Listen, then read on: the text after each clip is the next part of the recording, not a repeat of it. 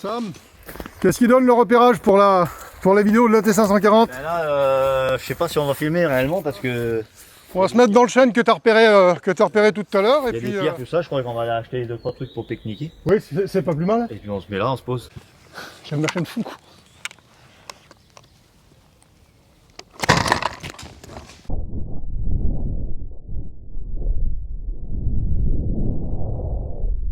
Voilà.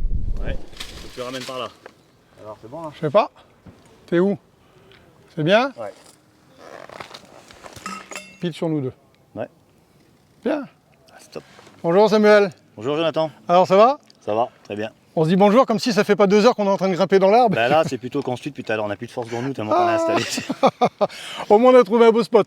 On est même sur vraiment un beau spot. On est dans la forêt de Fontainebleau, on est à 2 pas de Barbizon. On est près des rochers et tout. On vous fera une petite vidéo de paysage tout à l'heure, une petite vidéo de prise des alentours.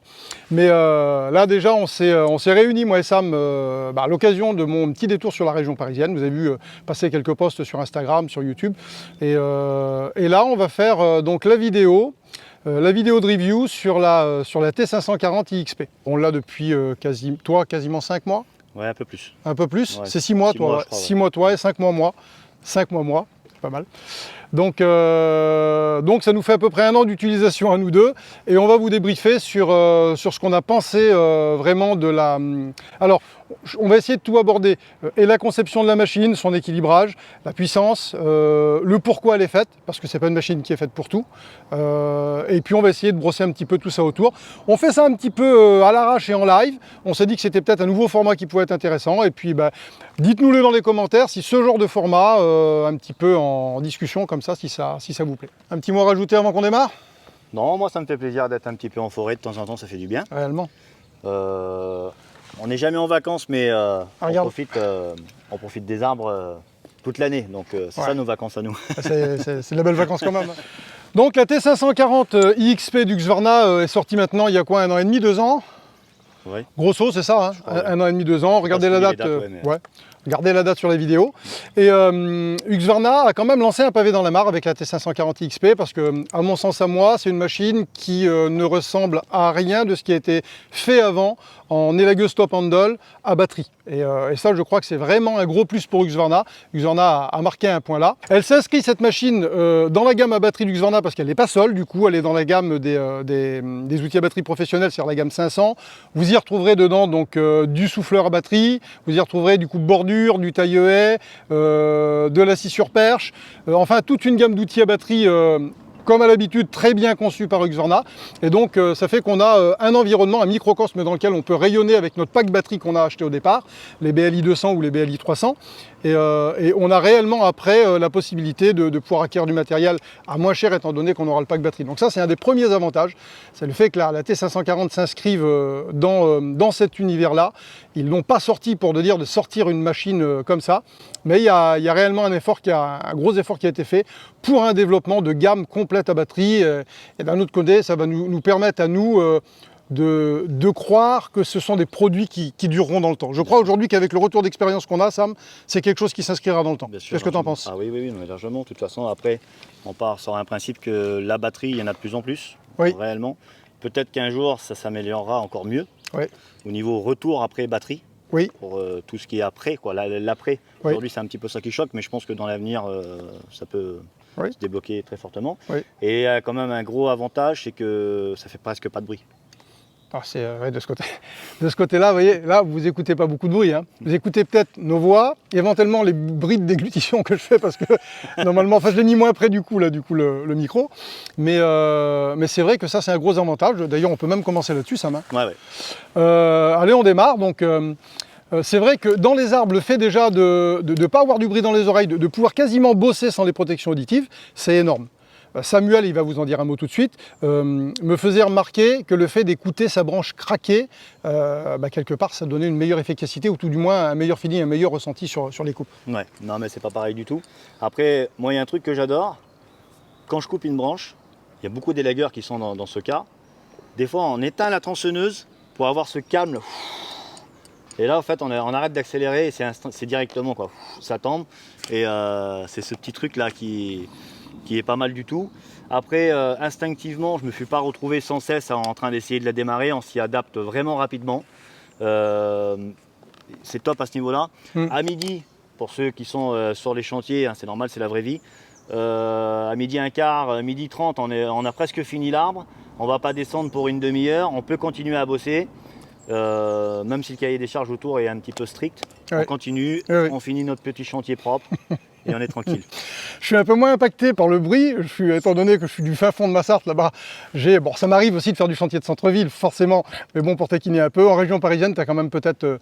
Mais c'est vrai que c'est quand même un gros avantage le fait d'avoir un outil avec lequel on va pouvoir... Parce qu'une tronçonneuse, ça a ça de particulier, c'est que la grosse majorité du temps, une top handle, elle va être utilisée dans les houppiers. Et il y a une résonance qui est hyper forte quand on est en haut, parce qu'il n'y a rien qui vient obstruer le parcours du son.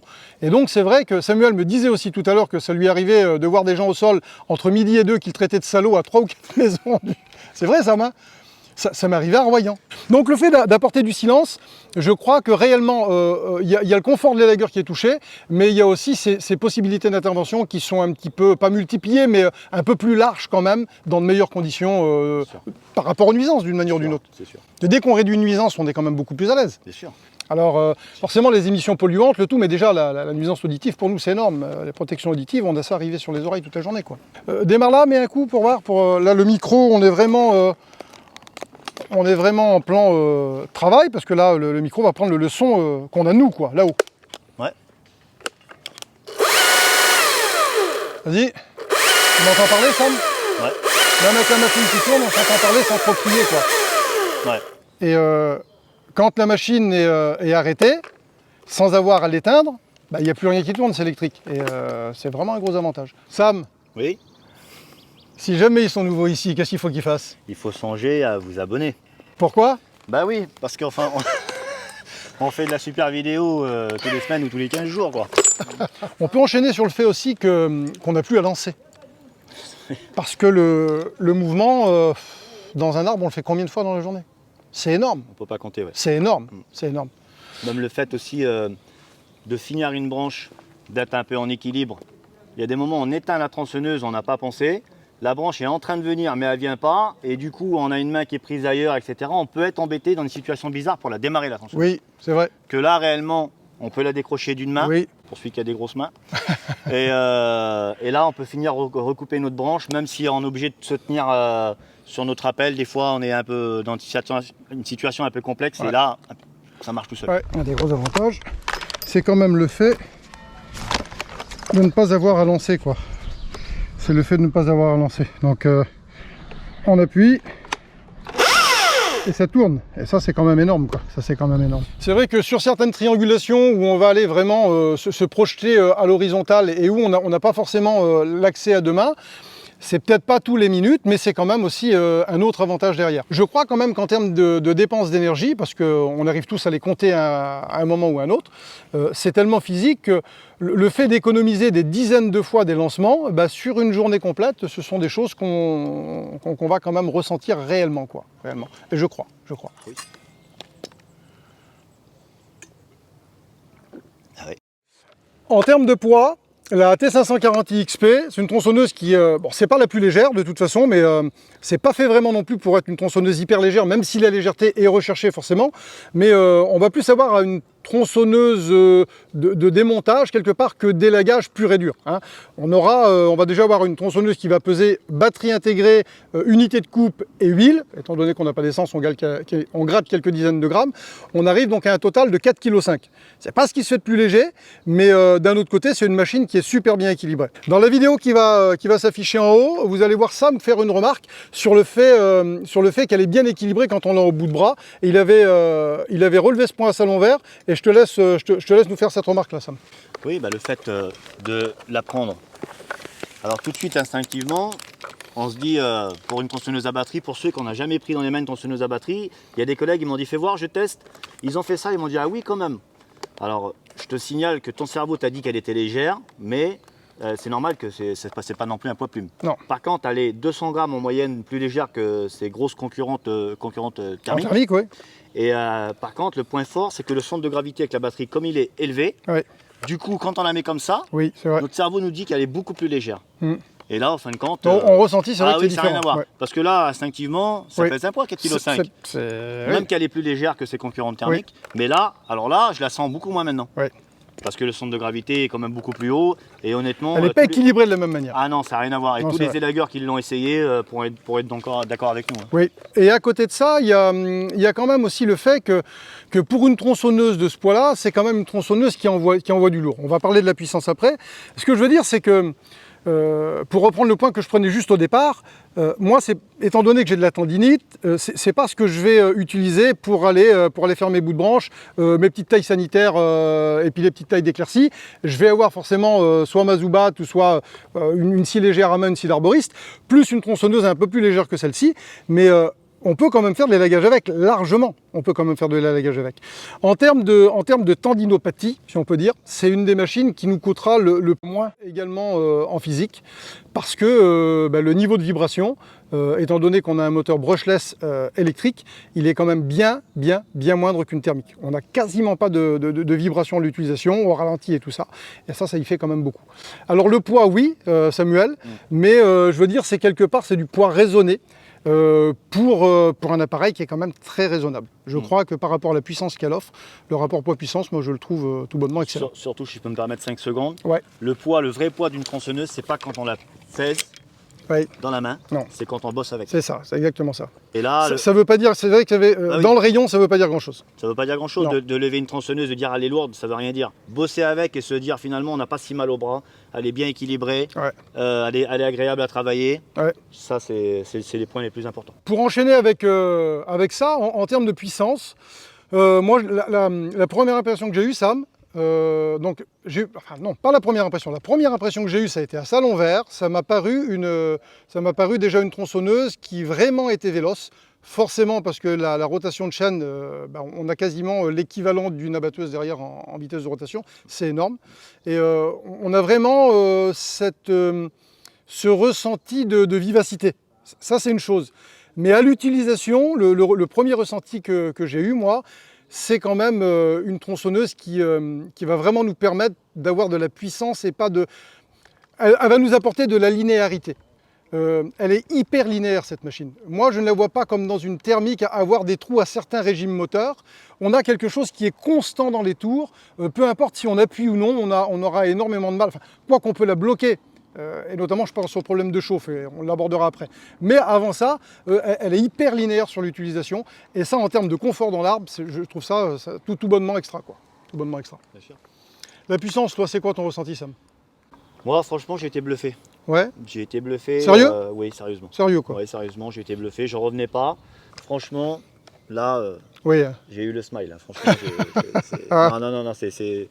bon, le peuplier, on sait tous que ça se coupe bien, les branches, mais les envoyer en sifflet comme ça dans un environnement très restreint, on n'a pas la place, on n'a pas le droit, presque pas le droit à l'erreur, il faut que ça tombe vraiment droit.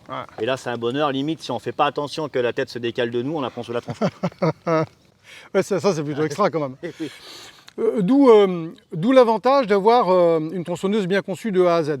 Notre point de vue, il est quand même très objectif parce que ni moi ni Sam, on est commercial USC. On vous donne ce ressenti vraiment au niveau utilisateur, au niveau grimpeur, la manière dont on bosse. Et on n'est pas tout seul, on a beaucoup de copains. Je pense à Ghislain, je pense à Rudy également. Rudy de Trisserville dans la région de Touraine, oui, il fait du gros démontage, Rudy, avec la 540. Et lui en donne. Et là, c'est du gros test aussi. Hein. Et il en est très content. Si Rudy, le tri-service de Tours veut bien, on passera également une séquence. Donc comme ça, vous aurez vraiment un point de vue de 4 grimpeurs, et ça peut être, je crois que ça peut être intéressant, surtout si vous êtes en phase d'achat. Oui. Bonjour à tous. Alors on m'a demandé de vous faire un petit ressenti par rapport à cette tronçonneuse, la T540i XP. Ça fait à peu près 2 ans que j'utilise cette tronçonneuse là. Ouais, quasiment 2 ans, et quasiment depuis sa sortie, on va dire. Et on me l'a conseillé, j'ai essayé et je l'ai adopté complètement. Pour moi c'est une très très bonne tronçonneuse. Faut pas dire la meilleure. Je pense que dans l'élagage, on avait pas mal de modèles à l'heure actuelle.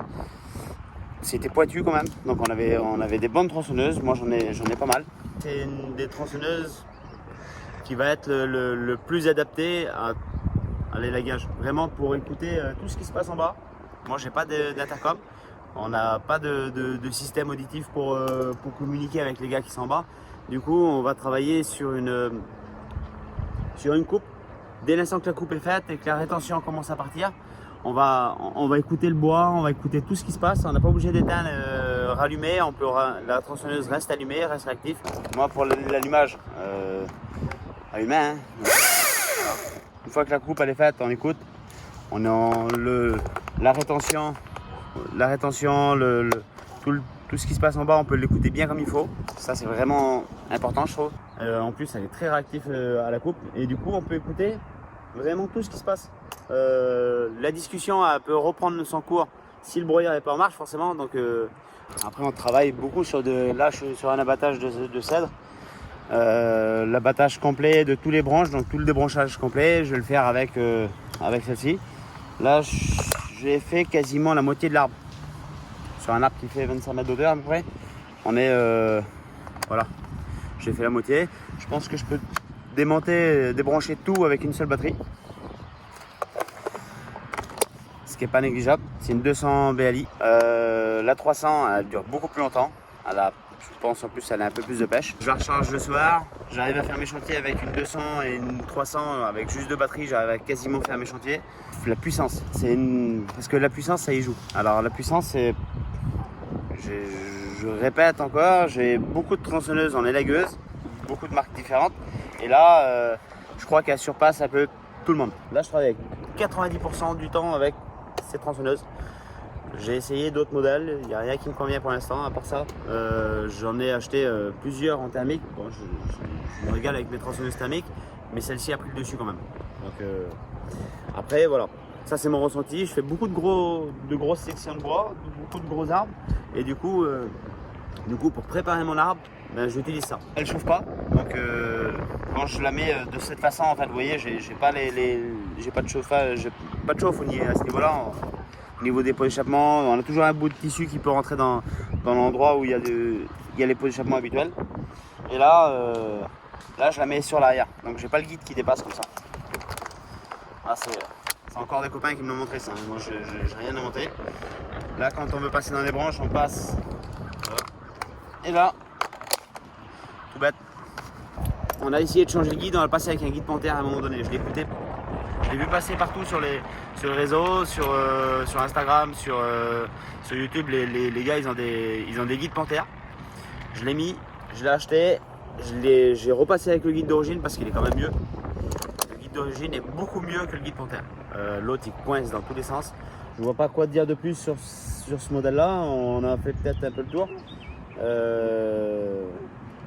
Les niveaux de batterie ils tiennent bien par rapport au niveau d'huile. Ça c'est important de le souligner aussi. C'est une très bonne machine. La preuve, je monte avec tout le temps. Donc voilà. Allez, je vous dis bon visionnage pour le reste des vidéos que vous avez regardées. Et puis prenez soin de votre matériel. Ouais, je sais pas si on va essayer de vous faire passer. Normalement, c'est prévu que Ghislain Ojeda nous envoie également donc son ressenti. On va le monter juste derrière cette séquence. Salut Jonathan. Ouais, j'ai enfin l'occasion de pouvoir filmer quelque chose là, dans un arbre. J'ai pas souvent l'occasion de grimper là. Mais bon, ouais, c'est la bonne occasion. Là, on vient de finir dégager la toiture là. Quelques branches basses là. Donc ouais, qu'est-ce que je peux te dire sur la machine là? La machine, bah, moi je l'ai adoptée direct quand je l'ai reçue là. J'ai eu l'occasion d'aller voir justement le lancement de ces tronçonneuses à batterie là en Suède avec le groupe là. Ils ont eu la gentillesse de m'inviter là-bas. Donc on a pu voir déjà le lancement avec l'explication de ce qu'étaient les machines à batterie quoi. Donc avec la version pour le sol et puis les lagueuses. En deuxième journée on a vu tout le côté pratique. On a pu voir la machine dans l'arbre, au sol. Donc ça a été super parce que ouais, j'ai eu l'occasion de voir la machine sur les réseaux sociaux. Ouais. Et, au début ça me parlait pas trop. C'était surtout le son que faisait la machine en vidéo là, ça faisait bizarre, ouais. Mais une fois l'avoir vu en réalité, ouais, c'était le jour et la nuit. C'est impressionnant. Ensuite, on a vu tous les designers, les ingénieurs et puis les professionnels qui ont travaillé en collaboration pour construire la machine. Donc ça aussi, ça a été assez important pour moi de voir ça parce que ça montrait bien tout l'amour qui a été apporté à ces machines, quoi. Ils sont vraiment proches de leurs consommateurs et surtout des utilisateurs. Ouais. Voilà. Après, une fois sur le terrain, une fois que tu as reçu la machine, tu t'aperçois que c'est énorme, quoi. C'est énorme du fait de la suppression de toutes les qualités de la machine, quoi. La suppression des gestes répétitifs, la nuisance sonore, qui est toujours du bruit, mais ça n'a rien à voir, ouais. Ensuite, les émanations de gaz, c'est pas négligeable. Voilà, quand tu es en milieu confiné ou plein été, c'est pas négligeable, ouais. Juste répétitif, moi la machine j'ai fait un ou deux démontages avec, donc sur démonter des fûts jusqu'à 35 cm de diamètre, ça le fait, quoi. Mais là où je l'ai vraiment testé, c'est tout ce qui est en taille, les tailles d'entretien. Alors tête de chat, ça va super bien, quoi. Parce que la machine, tu vas la démarrer 150 fois, là tu appuies sur la gâchette et puis c'est bon. Donc, toutes les tailles d'entretien, c'est vraiment nickel. Après, ce que j'ai fait, c'est que j'y ai mis un guide de 25 dessus. Pourquoi ? Parce que j'avais des petits ouvrages où c'était pas nécessaire d'avoir un guide de 35. Et surtout, c'était des petits arbres ou c'était des lauriers, des troènes, enfin des petites régnoles, quoi. Où l'accès pour le guide là, c'est super serré. Donc avec un petit guide de 25, on passe partout. Et puis là, du coup, le fait de réduire le guide, tu te retrouves avec une machine qui mange le bois, mais un truc de malade, quoi. C'est limite, elle t'emporte la main, quoi. Donc j'ai bien apprécié toute la partie taille que j'ai fait là cette année avec cette machine, quoi. Et là récemment j'ai retrouvé mon petit bébé là, c'est la version essence que j'utilise depuis 5 ans. Donc tu vois la différence. Moi j'ai toujours le plaisir d'utiliser la machine à essence là. Ça faisait longtemps qu'elle n'avait pas tourné là, je la fais tourner. Mais la machine à batterie, ouais, c'est quelque chose à avoir, ouais. Ouais, j'adore. Il y a pas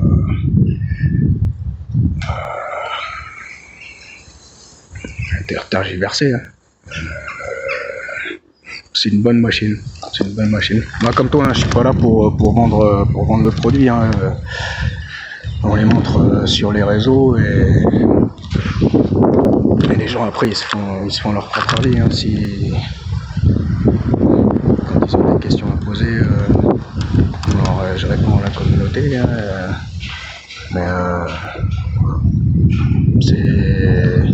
c'est le jour et la nuit. Et ouais, c'est une bonne petite machine à avoir, ouais.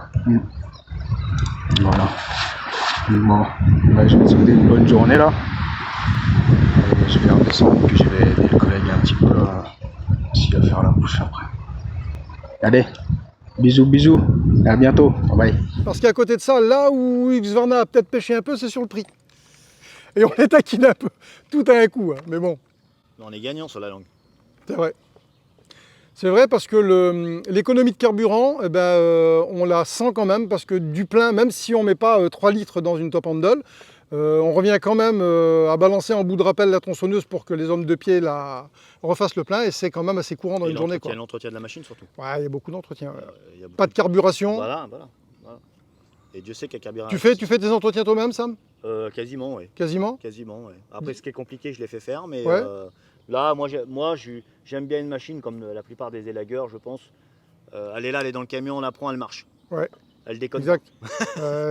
Parce que alors il y a des tronçonneuses qui ont le vertige, tu sais. Ouais, c'est ça. En bas, il marche bien, ouais. t'arrives en haut, tu la démarres. Ouais, non, c'est ça. Ouais. Et là, ben, c'est soit retour au sol, ou soit nous on redescend et c'est jamais agréable. Là, avec ça, honnêtement, on n'a pas le problème. Non. Si on a chargé nos batteries, on n'a pas le problème. Non, une fois que les batteries sont chargées, une fois qu'on a le plein. D'ailleurs, en termes d'autonomie, elle est quand même surprenante. Franchement, l'autonomie, ça me fait bizarre, j'ai l'impression de la survanter. Ben oui, moi c'est l'impression que j'ai aussi, mais c'est vrai. Non, mais c'est la vérité, j'ai été bluffé aussi pour l'autonomie. Je m'étais dit... bon, avec une BLI 200 ou une BLI 300? Moi, j'ai que des 200. D'accord. Ouais, j'ai que des 200. Et même si ça s'use relativement vite sur du gros démontage, oui. Parce qu'on n'a pas l'habitude par rapport à la thermique, ouais. Mais les batteries chargent aussi vite de l'autre côté. C'est vrai, le chargeur rapide il marche très bien. Le fait de descendre la tronçonneuse avant pour faire un plein d'essence, ben là ils nous font un plein de batterie. Donc on remonte, ouais. Ne serait-ce qu'avec 2 batteries on arrive à faire un cycle et on n'est jamais à l'arrêt pour bosser dans les arbres. Non, on arrive à tourner la journée, voilà, c'est vrai. Voilà. Non, alors il y a des chargeurs mobiles à mettre dans les camions, oui. Il y a des chargeurs sur secteur. Les gens sont sympas en général, ils nous donnent toujours une petite prise. Hein. Oui, non, ça se passe très bien. Avec mes clients, j'ai aucun souci avec ça. Et là, ben, je suis serein, je peux bosser tranquille. Ouais. Ouais. Sur la séquence qui suit, justement, concernant l'autonomie, parce que moi, j'ai pas eu le même ressenti que Sam.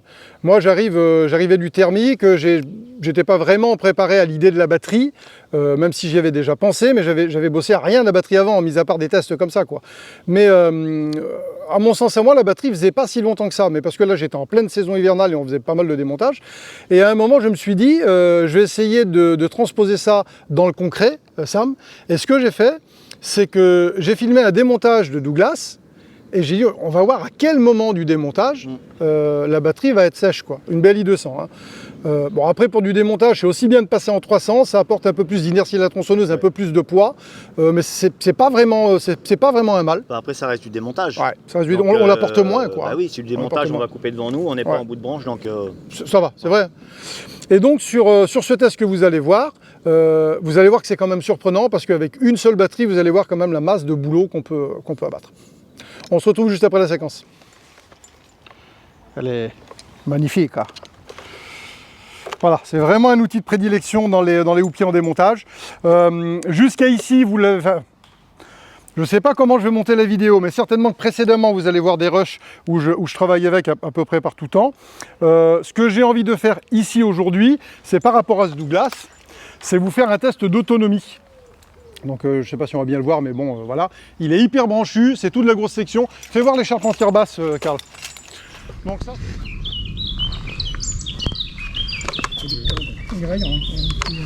Donc là... Vous me débarrassez ça ou pas? Non. On est à fond. On l'a pas encore attaqué. Et là on va démarrer tout de suite. Donc là je commence, j'ai la batterie de 2 ampères qui est pleine. Donc la BLI 200, c'est une combien que j'ai dessus? La BLI 200X. Et donc on vous fera voir à quel moment dans le houppier on change de batterie. C'est pas mal ça? Ça marche. Allez c'est parti.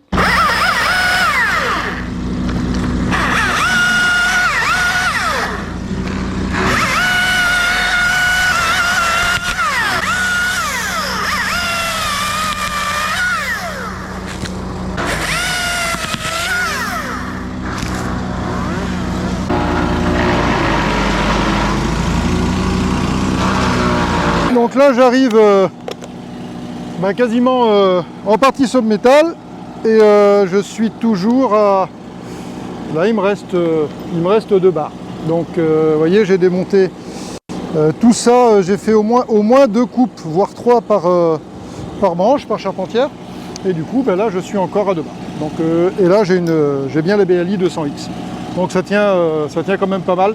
En termes de tenue chantier, réellement, j'ai jamais vécu de panne au niveau de la batterie parce que quand c'est en train de charger de l'autre côté, il y a largement le temps, vraiment largement le temps de pouvoir charger une autre batterie, quoi. Là, pour le moment, je suis à une seule batterie, hein. Ouais, ça y est, Karl, là, c'est mort. Je suis arrivé en bout de batterie ici. J'en ai déjà fait pas mal. Vous me passez la deuxième BLI 200? BLI 100, deuxième. Donc vous avez vu que sur le test d'autonomie, avec une batterie de 2 ampères, j'ai démonté la totalité de l'arbre qui était là. Il n'est plus là forcément. J'ai démonté la totalité, c'était là quand même de la belle section, je vais vous montrer le bois que c'était. Donc voilà les sections qu'on a coupées, et vous voyez qu'il y avait quand même de beaux morceaux. Il y avait de beaux morceaux quoi. Vous avez vu que j'ai bloqué à peu près environ à la deuxième cime. Après, vu qu'il était hyper large, je ne l'ai pas attaqué forcément à la T540, on a pris une un peu plus méchante pour démonter. Mais honnêtement, le test d'autonomie, alors j'en savais quelque chose parce que ça fait un moment que je tourne avec, mais j'ai pas encore testé sur l'utilisation sur 3 batteries. Donc 2 ampères, une 3 ampères. À mon avis, avec 2 ampères, une 3 ampères, voilà, c'est peut-être même un peu trop. Déjà, une 2 ampères, une 3 ampères, on peut déjà faire beaucoup de choses.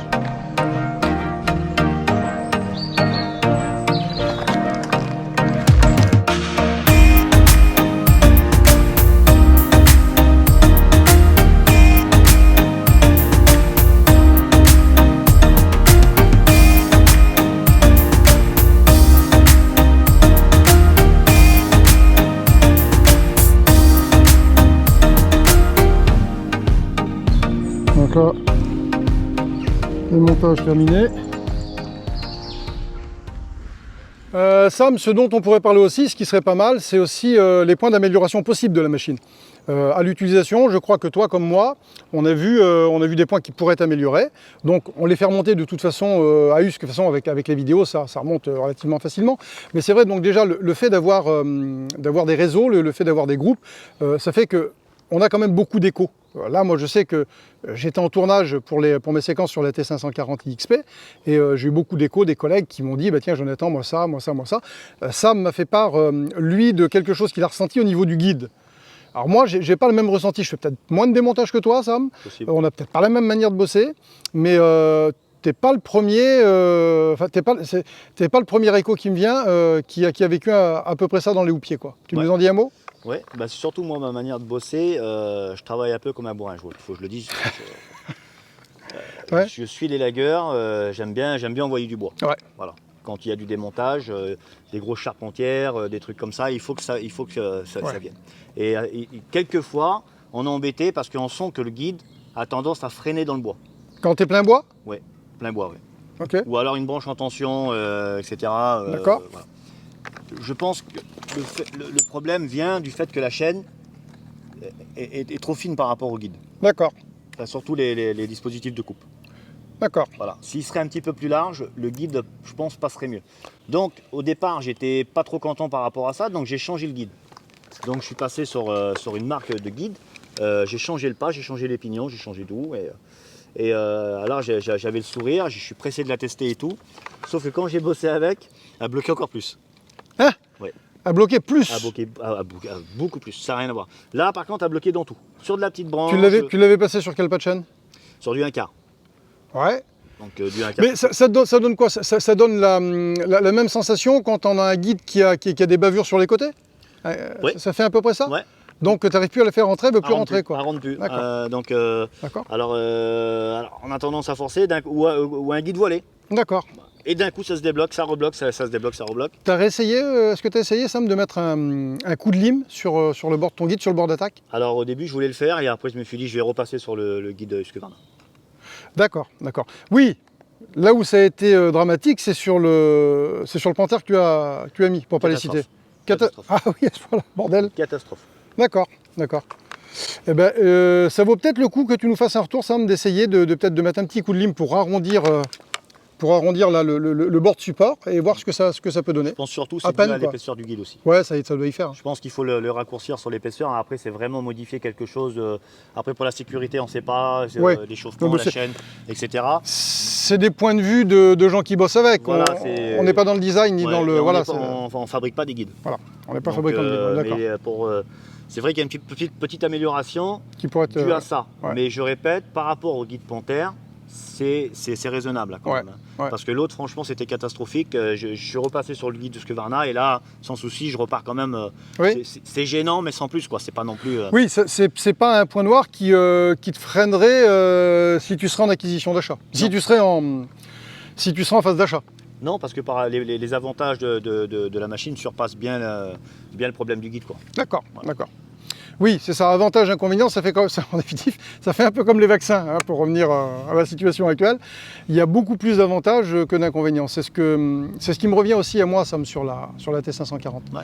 Moi, sur mon utilisation là, de 5 mois pour moi, 6 mois pour Sam, honnêtement, pour moi, ça a été que du bonheur. Je l'utilise, moi, en démontage, et honnêtement, il y a qu'elle qui monte. Quand je démonte, c'est...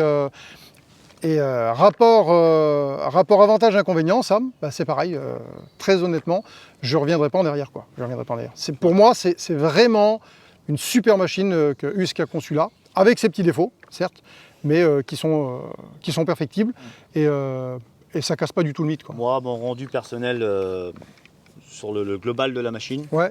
c'est pas un achat qu'on regrette. Ouais. On en a besoin, Ouais. parce que ça change aussi du thermique. Il faut évoluer aussi un petit peu à ce niveau-là. Oui, c'est important. Moi, j'ai eu beaucoup de collègues qui m'ont dit oui, mais on n'a pas confiance, etc. Bon, les gars, vous pouvez y aller, il n'y a pas de souci, c'est des machines fiables, ça coupe bien, Oui. et vous ne serez pas déçus de votre investissement. Non, c'est vrai qu'en termes d'investissement, tous les collègues qui se sont équipés, nous les premiers, honnêtement, on est à ne rien regretter du tout, parce que ça fait vraiment de la très très bonne machine.